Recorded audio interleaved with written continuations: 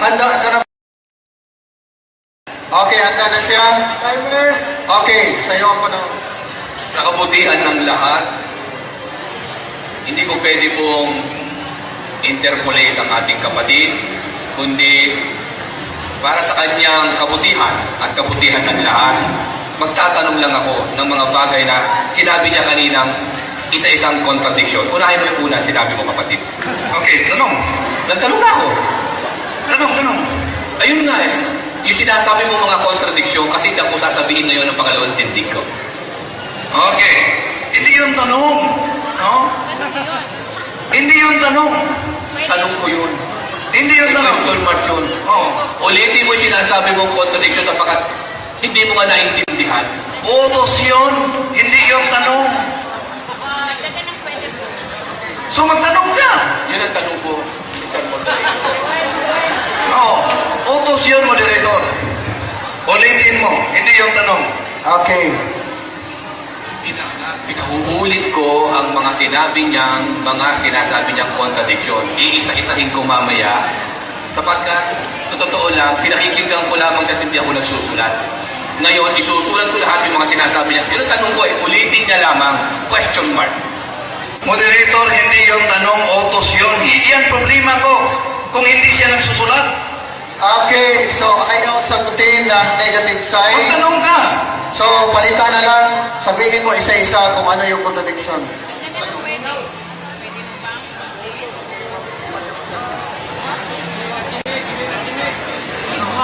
Pwede mo bang ulitin yung mga contradiction sinabi mo kanina? Okay.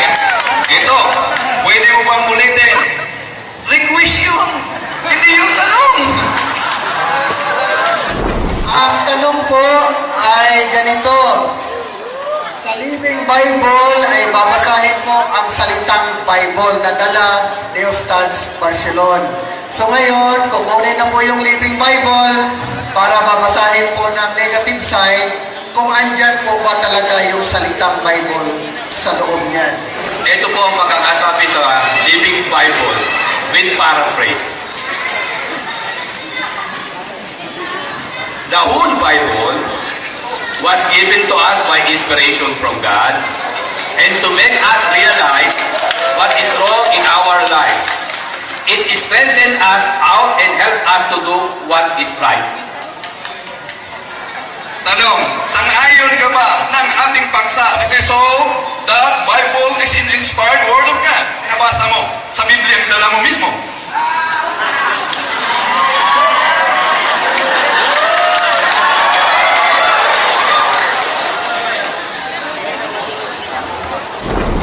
Handa ka na bang magtanong? Okay, handa na siya. Timer. Okay, sa'yo ang panahon. Sa kabutihan ng lahat, hindi ko pwede pong interpolate ang ating kapatid, kundi para sa kanyang kabutihan at kabutihan ng lahat, magtatanong lang ako ng mga bagay na sinabi niya kaninang isa-isang contradiction. Unahin mo yung una, sinabi mo kapatid.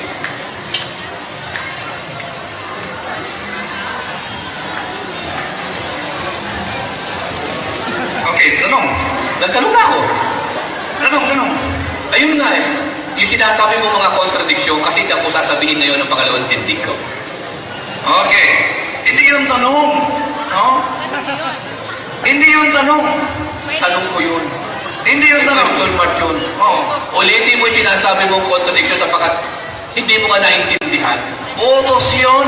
Hindi yung tanong. So magtanong ka. Yun ang tanong ko, Mr. Moderator. Oo. Utos yun, moderator. Ulitin mo. Hindi yung tanong. Okay. Pinauulit ko ang mga sinabi niyang, mga sinasabi niyang contradiction. Iisa-isahin ko mamaya sapagkat, totoo lang, pinakikinggan ko lamang siya at hindi ako nagsusulat. Ngayon, isusulat ko lahat yung mga sinasabi niya. Yun ang tanong ko ulitin niya lamang, question mark. Okay. Moderator, hindi yung tanong, utos yun. Hindi yan problema ko kung hindi siya nagsusulat.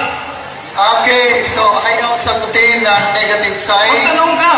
So, palitan na lang, sabihin mo isa-isa kung ano yung contradiction.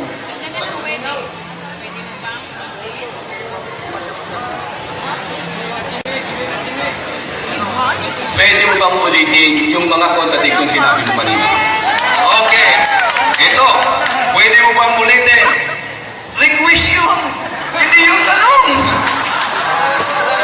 Utos, request, gawin mong tanong. I will answer you. Okay, so ganito na lang. Tanong na lang Ken, no? Tanong na lang yun. Kaya hindi man sasagutin yung request. Saan yung mga talatang pinagbabanggit mo kanina na contradiction? Tanong. Yun ang tanong. Yun ang tanong. Oh. Yun ang tanong. Okay. Isulat mo. Ginamit ko kanina ang naturang talata 37:11 sa Quran, we created out of sticky clay. Habang sa kay Bigtal, we created out of plastic clay. Sunod na tanong. Sunod na tanong. Okay, so i-klaro natin ha. Yung unang contradiction na sinasabi niya sa 37:11, sinabi doon, stick clay. Doon naman sa isa, ano yun? Talatang 22?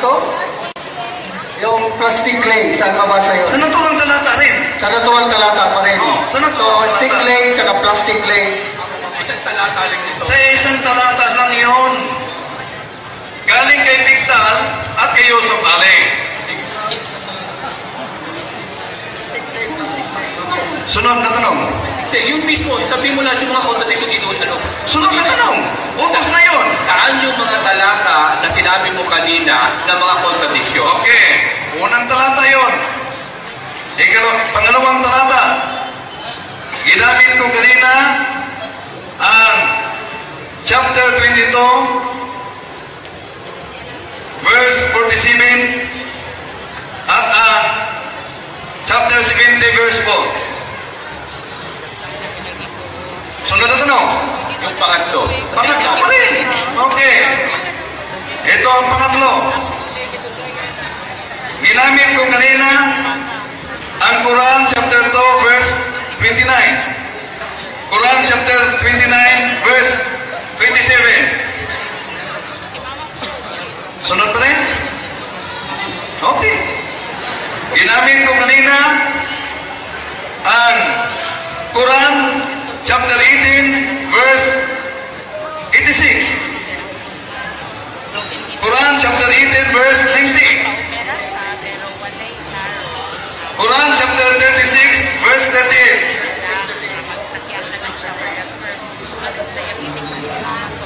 Dagdagan pa? 36-38 mo. Ano yung sinasabi mong contradiction? Okay. Anong sinabing contradiction? 36, 38. At ang tanda pa rin para sa kanila ay ang araw na umikot lamang mismo sa sariling kinalagyan nito.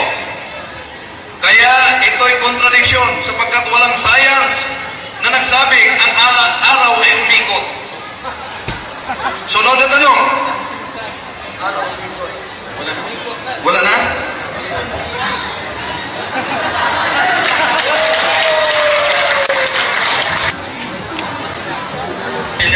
Alhamdulillah. So meron tayong paglilinaw, ano? O cross-examination. 15 minutes para kay Brother Wendell Talipo. Take it away. 15 minutes. Kapatid na Ustads, totoo ba ang sinabi mo na hindi mabasa sa Quran ang plastic clay? Wala pong gano'n sa basa po. Okay. Ngayon, huwag kang mag-utos, sagot lang. Hindi ba basahin na natin? Wala po. Objection mo na dito. Wala po, wala po. Okay. Kung mabasa ko sa Quran na ito na plastic clay, sa ngayon kang nagkamali ka. Opo. Sa ngayon ka ba nagkamali ka? Opo, ang Quran nakasulat sa wikang Arabic, ha? Ang sabi ko, yung transliteration, clay ba ang nakasulat o hindi? wala po kasing gano'n. Sticky clay ang pinakamalapit na rinig po ng nasa Arabic nito. Kung gayon, naisulat dito ay plastic clay. Ito ba ay mali? Hindi ko po sinasabing mali. Ang tinutukoy ko po dyan, ang Quran kasi ay nakasulat din po sa wikang Arabic nito. At bawat wikang Arabic, iisang wika, iisang salita, marami po siyang kahulugan. Okay. Kung alin ang totoo? Plastic clay o sticky clay? Pareho lang naman po yun eh. Pag sinabi po kasi sticky clay, sinasakop niya pati plastic clay. Okay.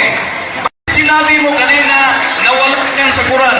Habang ngayon inaamin mo, nasa Quran pala at pareho. Kasi yung salitang plastic clay, particular lang yun. Samantalang ang sticky clay, sinakop niya pati plastic clay. Saan natin mabasa na ang sticky clay sinakop pati plastic clay? Nasa Arabic po nito. Saan Sa mabasa? Arabic. Yung chapter po niya mismo. Saan mabasa?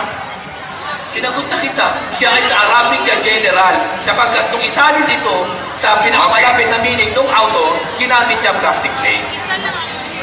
Sabi mo kanina na ang Quran ay hindi English translation. Oo naman. Sapagkat chapter 12 verse 2, Al-Quran bil Arabian. Ang Quran ay pinigay ko sa iyo, O Muhammad, ay sa wikang Arabic. Kung ngayon, bakit ang nakasulat dito, the Quran translation, at ito namang isa, the Holy Quran English translation? Hindi, buksan natin yan, may nakalagay dyan, meaning. Bakit ang nakasulat, the Holy Quran English translation, samantalang sinabi mo kanina, ang Quran ay hindi English translation? Oo naman kapatid, Arabic kasi ipinahayag ito eh. Sapagkat ipinahayag ang salita ng Diyos sa wika ng propeta na kanyang pinagpahayagan. Ang tanong ko ay malinaw. Bakit sinabi mo kanina na ang Quran ay hindi English translation, samantalang ang nakasulat nito ay the Holy Quran English translation? Sabi lamang ng author yan. Hindi talaga, ang alang nagsabi na ang Quran na ibinaba ko sa iyo, O Muhammad, sallallahu alaihi wasallam, ay Arabic Quran. Ang daming chapter niyan at maraming verse sa Quran. Okay. So, Lamang ng author yung magkano. anong pananampalataya ng mga Muslim tungkol sa translation? Dapat ba na ang Arabic translation, pag ito'y i-translate, o ang Arabic, pag ito'y i-translate sa English, dapat ba'y tatapusin ang naturang translation? Hindi putulin ang naturang translation. Depende sa nagka-translate, brother, kung yung Okay. kaya niya lamang. Kasi ang kakayahan ng isang tao, limitado lamang, kapatid eh. Okay. Nandito ang Quran. Bakit putol ang translation sa chapter 12, verse 111? Hindi natapos. Pigtal yan.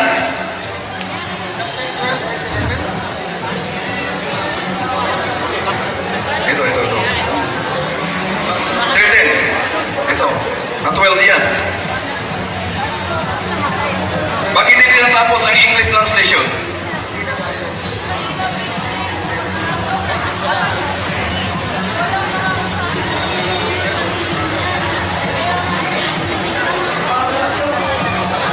Kasi meron kapatid eh. Saan? Anong tinatanong mo? Sabi ko kanina, pag Arabic ay i-translate sa English, dapat ba ang translation ay tapusin, hindi putulin? Pag sumikapan dapat doon nagka-translate. Kaya ang tanong ko, ibigay na nearest meaning. ang tanong ko, bakit ang translation dito ay putol, Nasaan hindi siya? natapos? Asan ang putol Oh, siya? ito. Quran. 111. In their history, verily, there is a reason for men. Oh, saan? Ang karugtong. Hindi problema Saan ang nung nag dito translate. Problema nung nag-print dito. Ikaw na mga kapatid na Wendelo. Ito ang Quran. Ito tayo. Okay. Problema ng nag-print. Problema na lang yan. Okay. Bakit pinahintulutan printing. Yan na, hindi, kapatid namin din. May mga, maaaring ito pa rin dito, maaaring may mga, sa English meaning nito, maaaring hindi pa rin nasa full. So wala tayong magagawa kundi, yun na yan ang pinasusumikapan na maano, na maipahayag para sa karunungan ng mga tao nagsusuri. Pero ang binibigay ng emphasis dito, kapatid namin din, na ang Quran, ipinahayag sa wikang Arabic, na nanatili sa kanyang kalagayan. Kaya dapat mag-aral tayo talaga ng wikang Arabic. Arabic. Ano ang Arabic sa salitang Sabians? Sabyan din siya sapagkat nagmiminggil ang mga sabyon o sabians, hindi na nakasulat sa banal na Quran. Sabyan din sa kapatid na Wendell. Sabian din. In other words, ito yung mga tinatawag na intermingle. May mga word na kung saan ay nai-incorporate na sa wikang Arabic. At Arabic na siya, na-incorporated na siya. Sangayon ka ba sa nakasulat sa iyong Quran, page 835, na ang Sabian ay tinatawag na Sabiyon? Page 883. Please lang. Ito ay page lang, oh.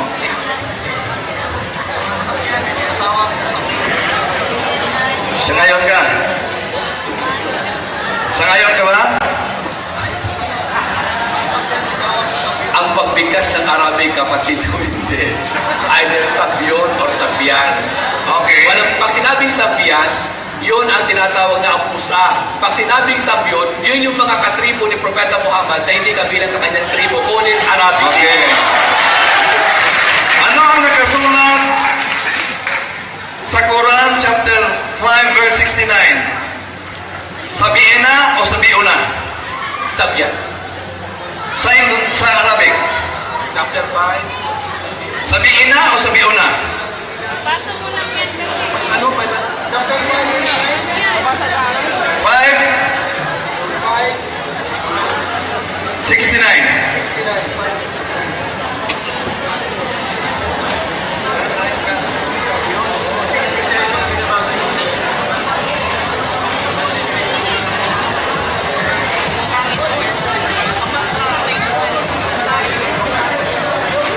Okay lang. Si Ustads ang tinanong ko. Kapatid, nagkalit.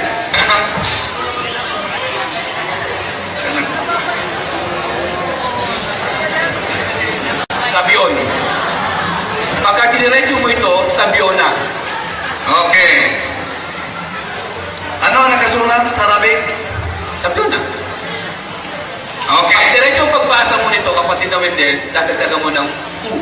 Ano ang nakasulat sa Quran chapter 262? At Sabiona o sabiina? Sabion. Sabyon. Sabion? Maaari bang masahin? Hindi. Iba namang talata, tinanong ko. Ibang talata naman.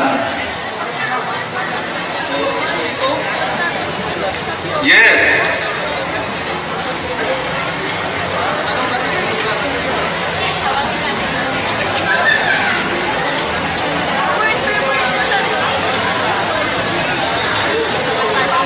Okay?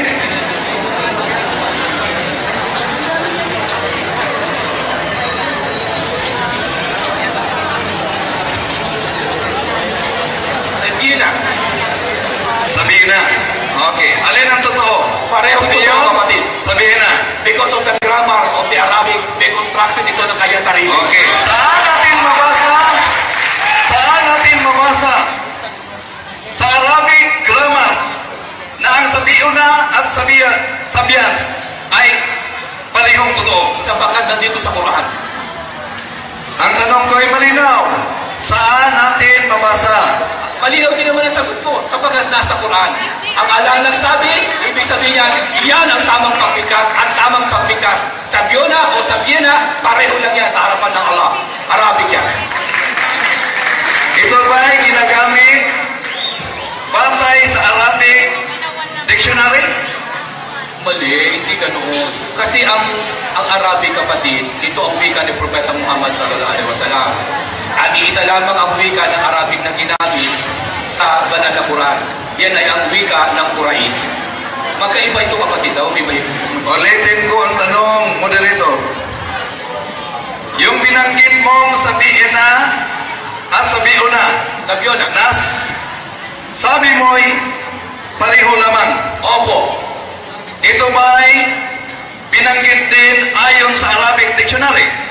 Walang ganyan sa Arabic Dictionary sapagkat ito'y sinabi sa banal na Quran. Ang Quran na nagsabi, ganito ipinahayag kay Propeta Muhammad, ganito ang tamang pagbigkas at pagbigkas din ito. In other words, sabyona o sabyina, pareho lamang yan. Okay. Sapagkat yun ang Arabic niya. Sunod na tanong. Sangayon ka ba sa nakasulat sa aklat ninyong mga Muslim? Page 47. Ganito ang nakasulat.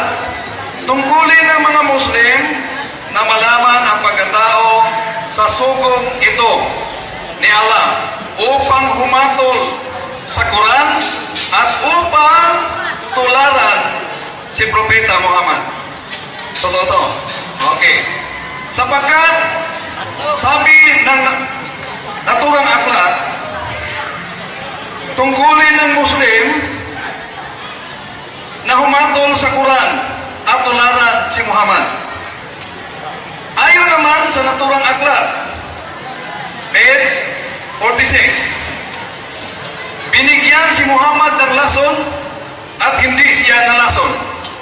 Tanong, handa ka bang tularan si Muhammad upang humatol sa Quran? Kapatid na Wendell, hindi ako propeta. Ano ka ba? Hindi ko Ang pagtulad ay may limitasyon, kapatid. Tulad ng halimbawa, 11 ang naging asawa ng propeta, hindi ko kakayanin yun. Hindi ko tinanong kung ilang asawa. Yun ang halimbawa lamang. Malinaw ang tanong ko. Ulitin ko ang tanong. Sabi ng inyong aklat, hatulan ang Quran at tularan ang propetang Muhammad. At ayon rin sa naturang aklat, siya ay binigyan ng lason, hindi siya nalason. Upang hatulan ang Quran, handa ka ba tulad ni Muhammad, bigyan ng lason upang hindi malason? Hindi batayan yung pagbibigay, hindi naging makasaysayan yung kapatid na Wendell. Sapagkat yung pagbibigay ng lason kay Propeta Muhammad ng Hudyo ay hindi ang pinag-uusapan ay ang Quran. Ang pinag-uusapan natin ay ang Quran eh. Wala sa Quran yan eh. Out of topic, dapat yan ipinopos kagad ng mga moderator eh. Clarification. Asingin lang po, ano po. Actually, kanina sumagot na si Ustad. Tanggapin mo o hindi yung sagot niya, dapat sagot niya yun. Ano po, dapat tanggapin mo yun. Ano po? Okay. Walang problema. Walang problema yan, Ustaz. Kaibigan tayo. No? Okay. Ilang oras? Ilang minuto?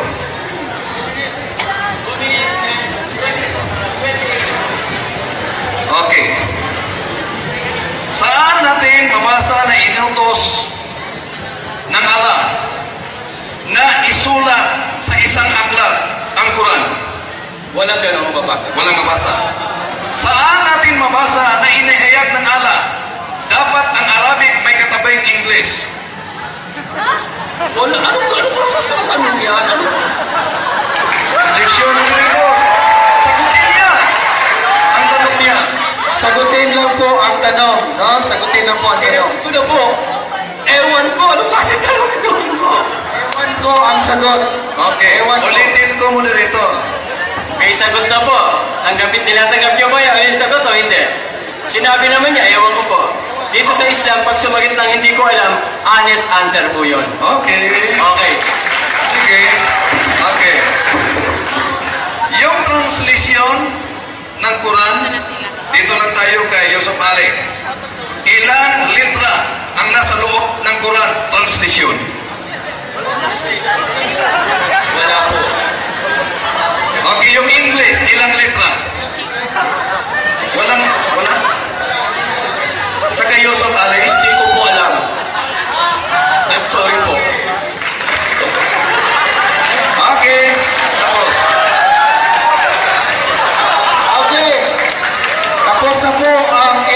interpolation. Punta na po tayo ngayon sa pangalawang tindig ng negative side. Sa loob po ng 20 minutes, positive side ang magtatanong po sa negative side. Sa loob po ng 15 minutes.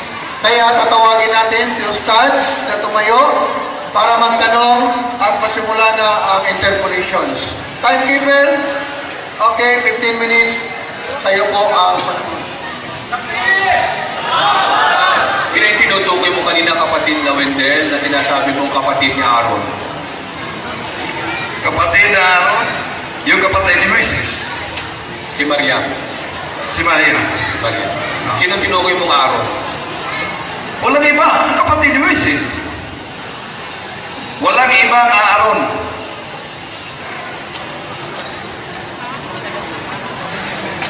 Kung mabasa natin sa Quran na hindi kapatid ni Moses si Aaron ang tinutukoy doon. Ito ang sagot. Sapagkat walang Aaron na kapatid si Maria. Kahit sa mga Hudiyong kasulatan, kahit sa Kristiyano. Kaya mali ang Quran. Kung may babasa. Kung may mabasa, kaya di nabasa mo ang mali.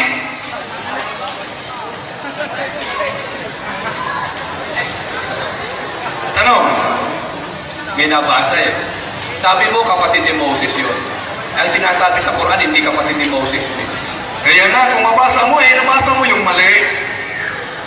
Ikaw may sabi nun. Hindi ang Quran.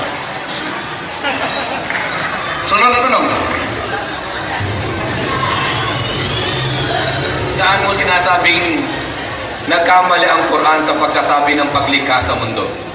Okay. Sinabi ko na nagkamali ang Quran sapagkat iba't ibang araw ang binigay kung kailan ito nalikha. At sinabi ko rin na mali ang Quran sapagkat ayon sa nagkasulat, ang mundo ay flat. Saan mababasa sa banal na Quran na ang mundo ay flat? Ayon sa 13:19 ng Quran, Basa. on the earth we spread like a carpet. Oh, Sunod na pangutana. wala naman palang plat eh, na nakasulat eh. O, ikaw nagsabi ng plat eh, walang plat. Sunod na sagot. Sinatanong ko, nasaan yung sinabi mo kanina na ang mundo ay flat? Kaya nga sinabi itong carpet, ang carpet ay hindi bilog. So, hindi flat. Carpet, hindi bilog. So, nagkamali ka na doon. Hindi, sapagkat nasa Quran ninyo. Ang sinabi mo kayo na flat eh. Lahat na carpet, flat. Walang Sinabi- carpet na bilog. Ay, tsaka nagkamali, may carpet na bilog. Yung carpet to carpet bahay na Magtanong bilog ka, yun. huwag kang magkomentary. So, ang paniniwala mo na nagkamali ang Quran, na sabihin niya na ang pagkakalikha niya sa earth ay katulad ng carpet. Nasa bibig mo na nagkamali ang Quran. Tinatanong nga kita, yun ang pagkakaalam mo. Yun nga, sinagot kita na mali ang Quran. Sunod na tanong. Pangalawang tanong ko sa iyo ay, sunod na tanong ko sa iyo ay, ano bang paniniwala mo tungkol sa hugis ng buwan, ng mundo? Mundo, hindi buwan. Mundo. Oo. Hindi ako ngayon ang affirmative side. Ano? Upang patunayan ko yan. Nagtatanong nga ako. Ang ganda ng tanong ko naman. Ito ang sagot. Ang paniwala ko sa mundo ay hindi carpet, like a carpet. So ano paniniwala mo tungkol sa mundo? Ang paniniwala ko sa mundo ay hindi flat. Sunod na tanong. Ano paniniwala mo sa mundo? Anong hugis nito? Sabi ko na mali ang Quran sapagkat ang sabi dito ay like a carpet. Ang hugis ay bilog. Hugis ay bilog. Okay. Sunod na tanong. Malinaw ang tanong. Sinagot niya ng bilog. Bilog ang paniniwala niya. Sunod na tanong. Sige na, wala na ako itatanong sa iyo. Ay, wala ka ng tanong. Okay.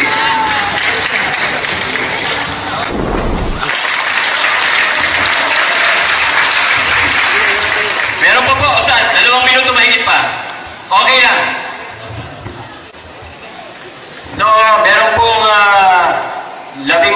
minutong paglilinaw para kay Brother Wendell Talibong.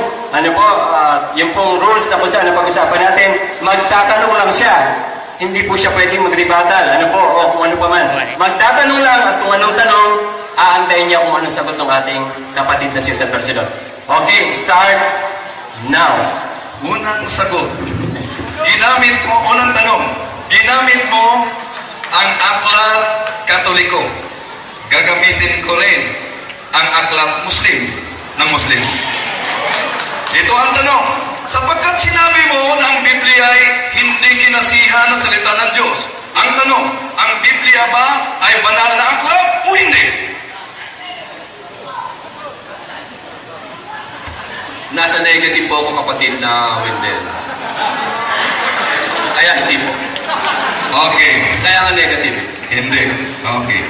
Kung mabasa ko sa aklat ng mga Muslim na sinabi, ang Bibliang Katoliko mismo ay banal na aklat, sang-ayon kang nagsinungaling ka.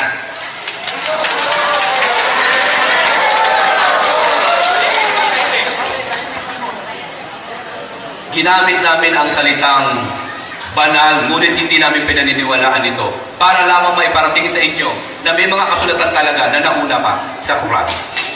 Kung gayon, aaminin mo na ginamit mo para ng mga Muslim ang salitang banal na tumutukoy sa Biblia. Ngunit ang sagot mo kanina, hindi banal ang Biblia. Alin ang totoo? Ang nakasulat o yung sinabi mo? Ang sinabi ko, Kung gayon, aaminin mo sa harap ng mga Muslim ang nakasulat ay mali. sinagot na kita, kapatid na Wendell. Sinagot na kita. Ginagamit namin ang pagsusulat para lamang may parating sa inyo na meron kami pinaniniwala ang aklat na mga nauna pa, nakatatawag namin banal. Ngunit hindi ang tinutukoy na Biblia yan na hawak mo, lalong hindi ito. Ang tinutukoy namin siguro na salita ng Diyos na Biblia, yung original na kalagayan nito. At ipagpresenta ko yun, maniniwala kami kami. Kung ibabasa ko ngayon sa moderator na ang tinutukoy na banal na aklat ay ang Bibliang Katoliko, sang-ayon ka bang talo ka na?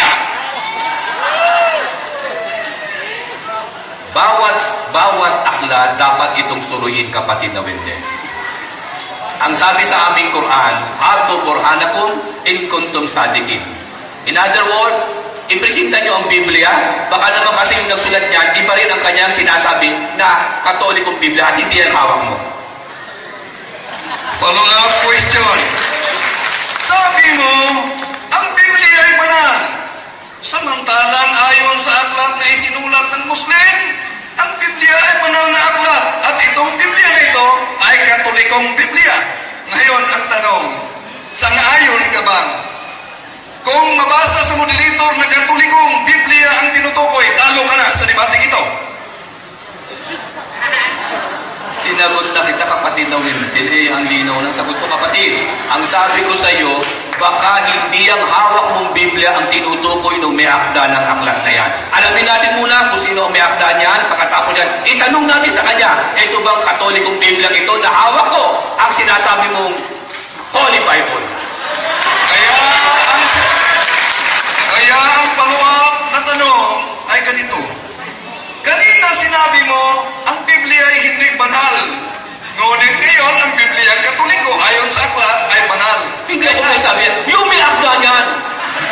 Sabi mo kanina na ang Biblia ay hindi banal. Samantalang ang may akda nito nagsabi, ang Biblia ang Katoliko ay banal. Aaminin mo ba sa harap ng mga Muslim na ang nakasulat kang aaminin mo ba na ang nakasulat dito ay talagang mali? Ganito yan, kapatid. Sagot na kita eh.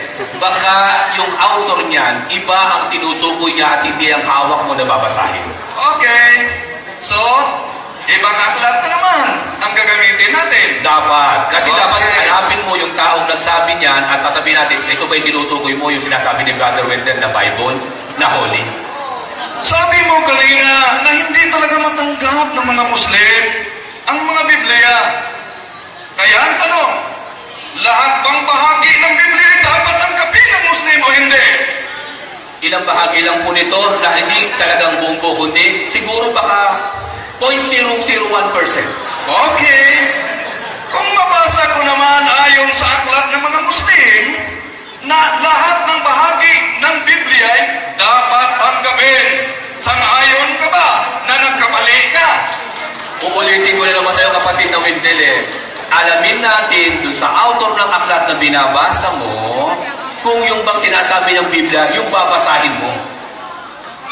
Ang linaw ng sagot. Sagutin mo ang tanong. Sinagot Kung niya ng ipapasa ko sa moderator na dapat walang bahagi ng Biblia, ang lahat ay tatanggapin ng mga Muslim. Ayon sa iyo, hindi tatanggapin. Samantalang ayon sa aklat, dapat tanggapin ang lahat na bahagi. Sinong nagsabi ng katotohanan? Ako. Kung gayon, aaminin mo naman na may akda nito ay nagkamali. Hindi ko sinasabi nagkamali. Ang sinasabi ko, alamin natin yung may akda niya kung alin yung tinutukoy niya na aklat ng Biblia. Baka iba yun sa Biblia ang hawak ko. Baka nga ito yung sinasabi niya doon. O baka sa'yo yun.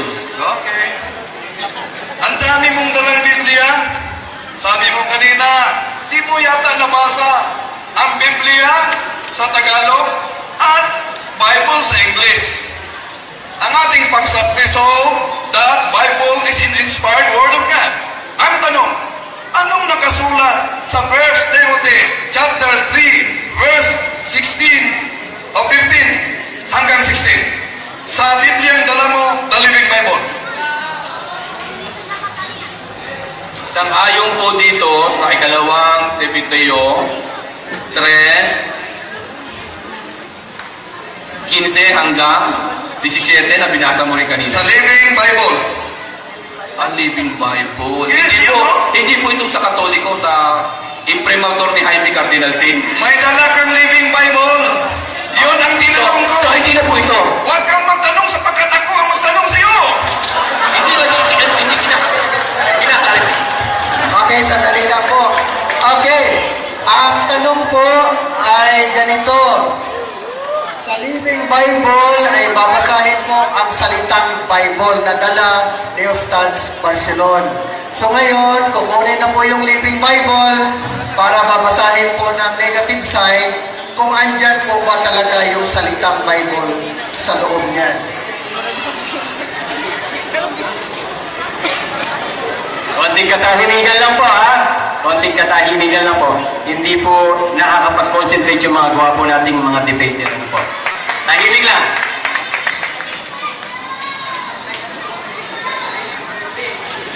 Up to 16. Hindi ako na. Ito po ang pagkakasabi sa Living Bible with paraphrase. The whole Bible was given to us by inspiration from God and to make us realize what is wrong in our lives. It strengthens us out and helps us to do what is right. Tanong, sang-ayon ka ba ng ating paksa ay nabasa mo sa Biblia ang dala mo mismo?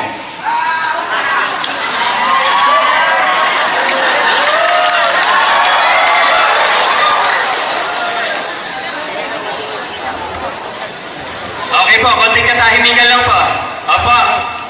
Konting katahimikan lang po. Okay, ano pa?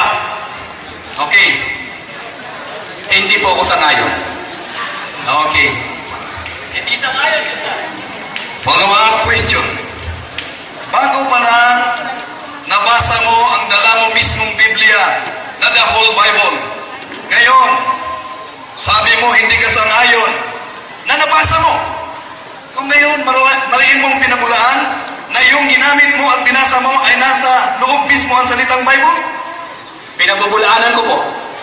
maraming salamat. Sunod na tanong. Sa ngayon ka na ang ating paksa ay nabasa mo sa dala mo mismong Bible. Sangayon po ako. Okay. Kaya nga po ako nagbasa eh. Kanina sabi mo, hindi ka sang-ayon na nabasa mo. Ngayon, sinabi mo, sang-ayon ka nabasa mo. Alin ang totoo?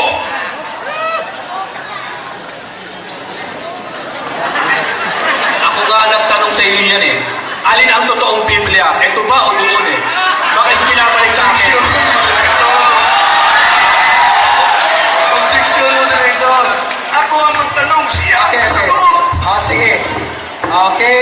tanungin po ang sagot. Ako nga po ang nagtanong doon, moderator. Bakit niya ibinabalik sa akin? Alin dito nga ang totoo? Okay. Kasi ngayon, siya ang tatanong, ikaw ang sasagot. So mamaya na yan sa komentary ninyo. So ang tanong, ulitin para masagot ni Ustads. Sabi mo kanina, kapatid na Ustads, hindi ka sang-ayon na nabasa mo ang salitang Biblia sa hawak mong Biblia. Opo. Ngunit, sinabi mo naman na sang-ayon ka, nabasa mo ang ating paksa. Opo. Alin ang totoo? Nabasa mo o wala? Nabasa po. Okay. Very good. Sunod na tanong. Bakit very good lang? Huwag kang magtanong. Ako pa magtanong sa iyo. Bawa kasi. Okay. Sabi mo, ang Biblia ay essence, hindi siya salita. Ito ang tanong. May mabasa ba sa lahat na Biblia na dala mo na ang Biblia, pati na yung aklat katoliko, ng Biblia ay essence lang, hindi salita? Kung may mabasa ka, talo na ako! Kapatid na Wendell, ang sabi ko sa iyo, hindi yung mababasa. Ang sinabi ko sa aking pananalita, hindi ito nagpapatunay na ito ay salita ng Diyos, kundi ito ay may diwa lamang. Diwa sapagkat ang orihinal na salita ng Diyos ay ipinahayag sa orihinal na lingwahe. Follow-up question. Hindi ko tinanong kung ano ang interpretasyon. Ang tanong ko, may mabasa ba sa naturang mga aklat, pati na isaling mong aklat ng Katoliko, sa iba't ibang Biblia, na ang Biblia ay diwa lang. Pag may mabasa ka, talo na ako, mag-Islam ako. Walang ganon, kapatid. Kung ngayon, ang sinabi mo na ang Biblia ay diwa lang, sangayon ka, na sinabi mo yun na walang patayan. Hindi po bataya yun, kundi nakikita po natin, diwa lamang talaga eh. Pag sinabing diwa, hindi ito ang original niya, kundi nagpapahayag lamang ito na maaaring galing ito sa salitaan ng Diyos, na original niya. Kaya nga diwa ang tawag doon. Palitan ko, 2 minutes, 54 seconds. we have 2 minutes only. Sa ibang debate mo, Ustads, napanood ko yun ha. Ang galing mo talaga. Pero sinabi mo sa harap ng mga Muslim at mga Kristiyanos, ang salitang Biblia ay hindi mabasa sa loob ng Biblia. Ang tanong, panindigan mo ba yung salita na yon hanggang dito? Mananatili po yan hanggang sa katapusan ng mundo. Okay. Kung ngayon, alam mo ba na sa Bibliang Grego, ang salitang Biblia ay mabasa natin sa loob mismo ng Biblia? Sa Bibliang Griego po, maaaring may tawag po doon Biblos. Kung may mabasa tayo, ipabasa natin sa moderator na hindi Biblos, Biblia mismo, sa ngayon kang talo ka na. Hindi ko po sinasang-ayunan na ako'y talo. Ang sinasang-ayunan ako, may mababasa. Ikaw naman yun. Sapagkat yun mismo, ang tinanong ko siya kanina, kung meron ba dito sa mga aklat na ito, at mamay papaliwanag natin. Sa Grego ba, kapatid o Ustads, ang nalaman mong nakasulat sa loob mismo ay Biblos lang, hindi Biblia? Clarify ko. Ulitin ko ang tanong, moderator. Ibig ko bang sabihin na batay sa Bibliang Grego, ang nakasulat ay Biblos lang, walang nakasulat Biblia? Ta Biblia siya. Biblia. Kung merong Biblia, walang sa ngayon ka rin. Kapag yun ang tama, ta Biblia. Kung meron din, Biblia, sa ngayon ka. So sa ngayon ka sa nakasulat sa 2 Timothy chapter 4 verse 13, en tuwali palagarpo il cumino spirica ita Biblia, maliot atas Bibranas. Very good. So, 1 minute. kung ngayon, nang ipinahayag mo sa harap ng mga Muslim at Kristiyano na ang Biblia ay hindi mabasa sa loob ng Biblia, samantala ngayon sang-ayon ka na ang salitang Biblia ay nasa Biblia mismo, alin ngayon ang totoo? Tatanong ba yun? Anong yun? Ulitin ko? Ang totoo, yung nakasali sa ibang Biblia, ito nag-iisa. Invento lamang at isiningit yung salitang Biblia. Okay.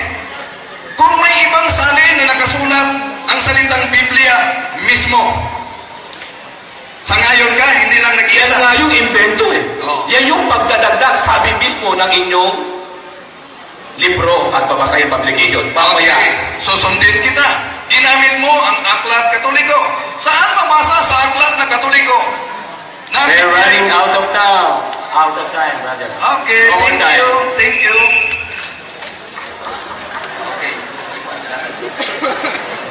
Okay po. Okay, salamat po. Okay. Meron po susunod na tinatawag na... Meron pa. Ito. Nakaisang tindig ka pa lang. Meron po pangalawang tindig. Ano po?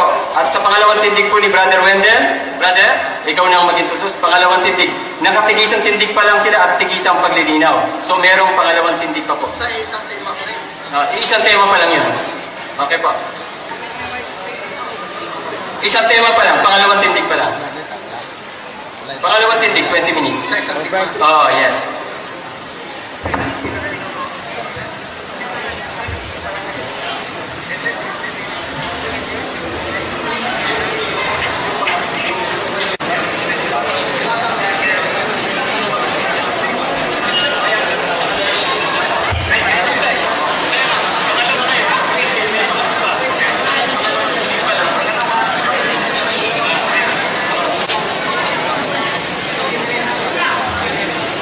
Okay, sa ngayon po, nasa pangalawang tindig. December po yung tema. Patunayan na ang Biblia ay kapahayagan. Ano no? Inspired ito pala.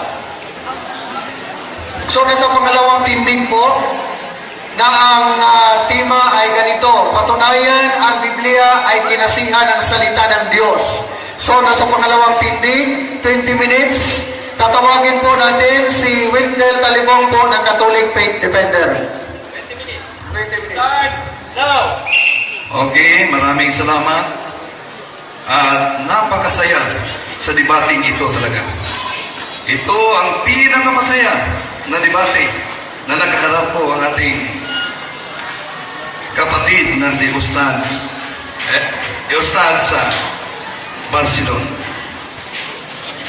Malinaw ang paksa namin. Resolve that the Bible is inspired word of God. Akala mo ba ang kapatid ko'y maglabas na ng lason? Hintayin natin mamaya. Sapagkat iyon ang isa sa mga gamitin ng ating kapatid.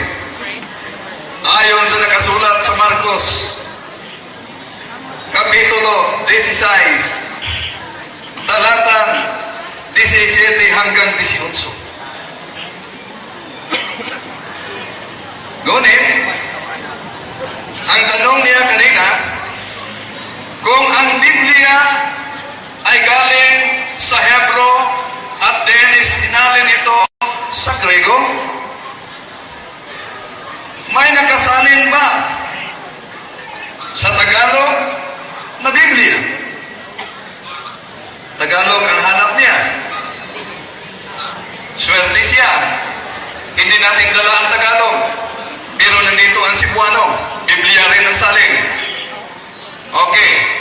Tingnan natin ang nakasulat sa Cebuano. Sapagkat ito ang palagi o malimit nating mapakinggan sa ating kapatid. Ang salitang Biblia ay hindi mababasa sa loob ng Biblia. Ito ay gawa-gawa lamang ng mga Kristiyano.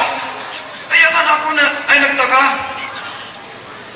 Sa daming Biblia na dala galing pa sa Luzon, ang layong nilakbay. Sa daming pastor na kanyang nagiging kaharap sa Panginoong debate, sinabi sa harap ng mga Muslim at Kristiyano na ang salitang Biblia ay hindi mababasa sa loob ng Biblia sapagkat nasa cover lang yan. Kaya nga ginamit ko yung dala niya mismo. Ang dala niya mismo, The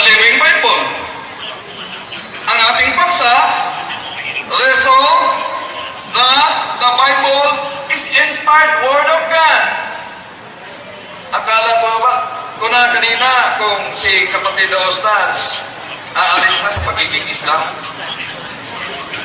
Sapagkat malinaw ang sinabi niya sa harap. Pag may mabasa sa loob ng Biblia ang salitang Biblia, aalis ako sa pagiging Muslim. Lalo na ako. Kaya ginamit na ang dami sa Grego. Ang daming mabasa natin sa Grego. Maliban sa salitang Biblos. Ang dami din sa Biblos. Siguro magtanong siya kanina, saan mabasa ang mga salitang Biblia? O kaya mamaya, sasagutin natin ang ating mahal na Ustaz. Kaya nga nagtaka ako mga kapatid, kung ang Islam ba'y nagkaisa sa pananampalataya tungkol sa Biblia. Sapagkat batay sa ating paksa, resolve that Bible is an inspired word of God, ayon sa ating kapatid, hindi yun inspired word of God sapagkat iyon ay tinatawag na diwa. Saan ba natin mabasa na iyon ay diwa?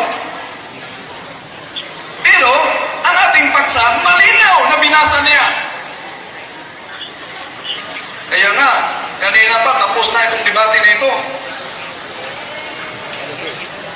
Inihintay ko rin ang tanong ng ating kapatid, kung saan mismo mabasa na ang Diyos mismo ang nagpatunay na ang Biblia ay salita ng Diyos. Talagang maraming na-knock-out sa debate ng ating kapatid ng iba't ibang pastor sa ganitong tanong. Kaya kanina, ginamit ko ang Hebro,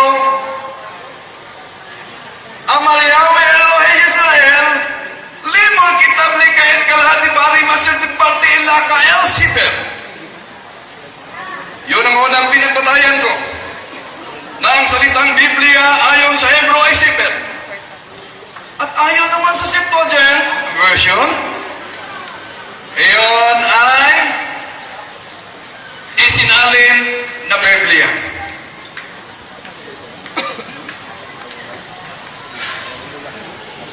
Sabi ng ating kapatid kanina, dapat hindi tawagin ang Biblia na banal na aklat. Okay, tingnan po natin sa kanila mismong aklat kung ano ang nakasulat.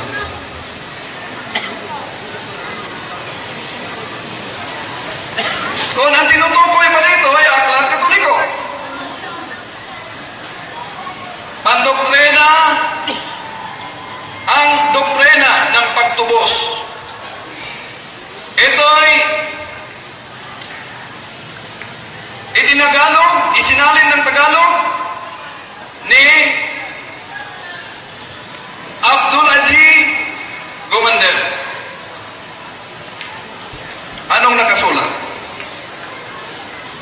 Ang lahat ng talata sa banal na Biblia sa aklat na ito ay galing sa Biblia ng Iglesia Katolika.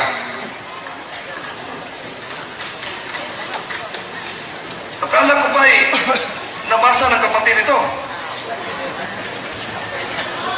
Tinanong ko kanina, lahat pang bahagi sapagkat ang Biblia ay corrupted, lahat pang bahagi ng Biblia ay dapat tanggapin. Sabi niya, ilang porsyento lang.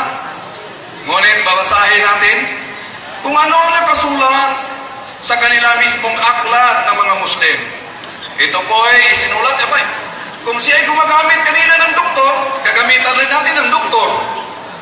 Doktor yung ginamit niya ng theology. Ngunit hindi nakita batay sa naturang aklat ang sinabi niya. Ayon kay Absun, ang Biblia ay diwa lang. Malino, pinahayag yan. Nasa video yan. Kaya nga tinanong ko, Nakasulat ba sa naturang aklat? Wala pala. Balikan natin ang aklat nila. Ito.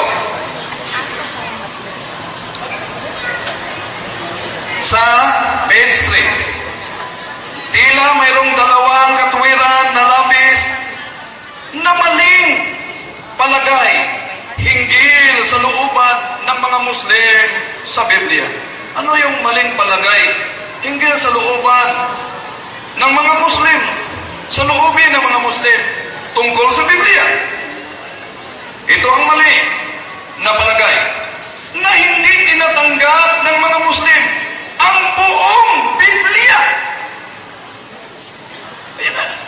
Sino ba sa inyo ang nagsalita ng totoo? Sabi ng ating kapatid na si Ustaz, hindi lahat na bahagi ng Biblia ay tatanggapin. Ngunit sabi naman ng naturang aklat, lahat ay dapat natanggapin. Dua-dua. Sa kanilang aklat yun. Dua-dua. Okay. Dua-dua.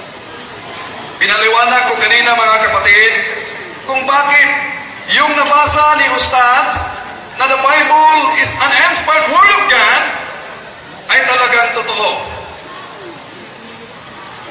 Dahil ang mga hula nito ay talaga nangyari. Sinabi ko kanina na ayon sa Isaiah 53:4-5, ang Mesiyas ay magiging martyr. Meron tayong iba't ibang Quran. Mamaya patunayan natin kung nakasulat ba yun. Iba't ibang salin din ito ng iba't ibang mga doctors ng Quran. Sabi ko kanina, pag mabasa ng ating kapatid na ang Biblia ay diwa lang, lalo na ako. Aba, ang ating batayan ngayon dapat Biblia. Dahil ito yung ang ating paksa. Ngunit paano kung ang magiging kaharap natin, ang kanyang batayan ay ayon lamang sa kanyang puro-puro? Sapagkat ni isang aklat man, kahit footnote na lang ng Quran na nagsasabi ang Biblia ay diwa, walang maipakita ang ating kapatid. Hindi niya magiba. Ngayon, ang dami niyang Bible. Saan dito na Biblia ang tatanggapin ko bilang salita? Yun na, una niyang tanong kanina. Kahit siya pa ang tinanong ko, sasagutin na lang natin. Saan sa naturang mga aklat ang dapat natin tanggapin? Sapagkat merong 66 books, meron naman 73 books. Kung gayon ang tanong mo, sasagutin kita na ang lahat na 66 books, natural tatanggapin ko yon sapagkat ang lahat na 66 books ay nasa loob mismo ng 73 books. Kung hindi ko tatanggapin yung 66 books, ito na lang ang mananatili sa akin. Ngunit, bagamay inaamin ng mga kapatid nating mga protestante, kaya nga ang Biblia ay totoong kinasihan na salita ng Diyos sapagkat ayon mismo sa nakasulat. 1 John chapter 2 verse 19. Ang mga taong ito ay sila'y galing sa atin, ngunit sila'y humihiwalay upang sila'y makilala na sila'y hindi kasama natin. Sino ba ngayon ang humihiwalay? Batay sa nakasulat sa natural. Banal na kasulatan.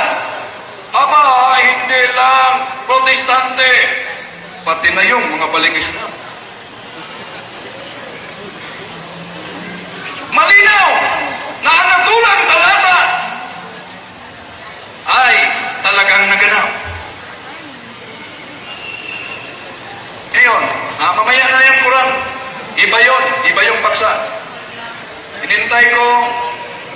ang tanong ng ating kapatid tungkol sa alleged contradiction ng Biblia upang ating mapaliwanag sa harap ng mga Muslim. Siguro mamaya, yung mga alleged contradictions, gagamitin at makinig kayong mabuti.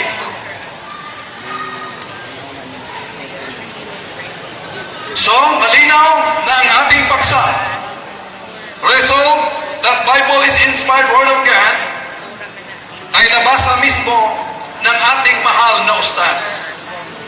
Pinatunayan niya na nakasulat ayon sa dala niyang Biblia.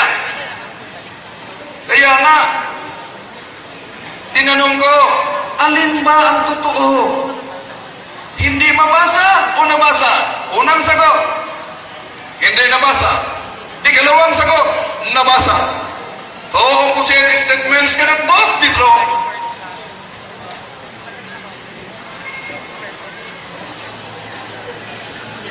Ginamit niya ang aklat Katoliko. Sapagkat sabi ng ating kaibigan, nakasulat batay sa naturang aklat. Ang Biblia ay galing sa mga pagano. Ay tingnan natin mamaya sa ibang paksa na naman. Tingnan natin mamaya. Ang ikalawang paksa, resolve that Quran is a revelation from Allah. Okay. Ilang Bible sapagkat ang alam ni kapatid na Ustans, iisa lang piniging pa. Kaya yan sinabi mo kanina, paraphrase. Ano bang ibig sabihin ng paraphrase? Sapagkat pag magsalin ng Biblia ay dalawang paraan. It must be translated according to the text in which the Bible was written, and it must be translated according to the meaning of the text. Kaya na nabasa mo ang salitang Biblia. Okay, balikan mo natin ang diwa sapagkat ang diwa, Biblia ay diwa lang. Ano ba? Hindi ko ito nahabol kanina. Mamaya na lang. Gamitin natin yon sa tanong. Mamaya na lang. Okay. Doon sa salitang diwa.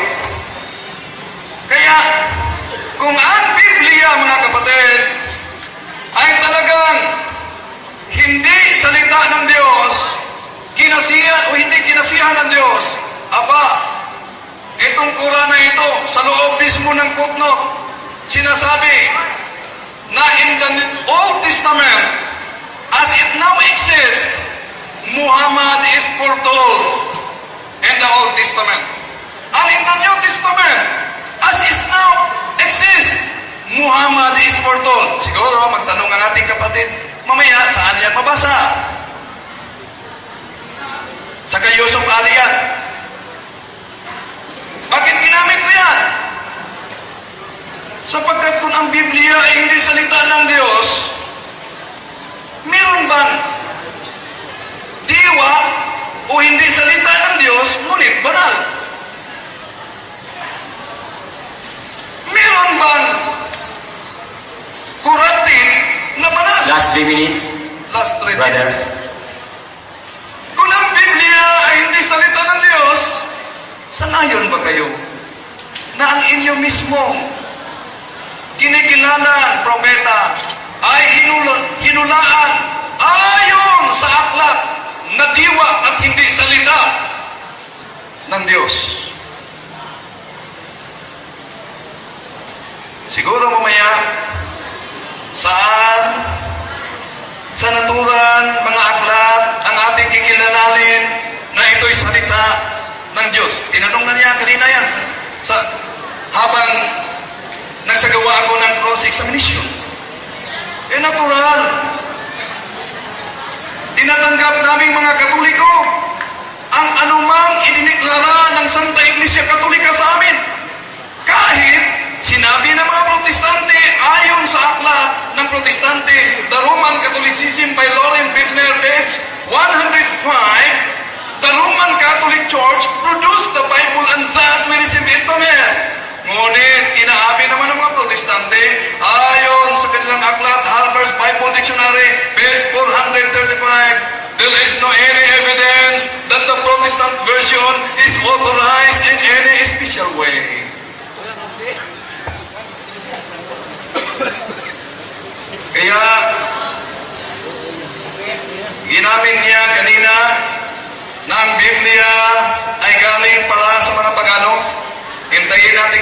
relasyon sa tanong, sangayon ka ba na ang Biblia ay galing sa pagano? Ating sasagutin upang malinawan kayo. Sangayon ka ba sa nakasulat? Sagutin na lang natin. Una, malapit na pala naubos ang oras. Last 1 minute. So, hintayin natin ang cross-examination ng ating kapatid. Ilan ba na mga Biblia mabasa natin? Ang salitang Biblia maliban sa 2 Timothy chapter 4 verse 13 into ani para karpuil kumilos pinigay na Biblia maliutatas membranas. Aba, may mabasa din natin ayon sa Juan kapitulo 21-25. Ito ang ibinigay ko kanina. Sabi niya, daya na aklat sapagkat ito'y Cebuano. No, hindi ito Cebuano. Greek ito. Ito ang ating mamasa. Es indicay alia pula opuisin i Jesus et inaian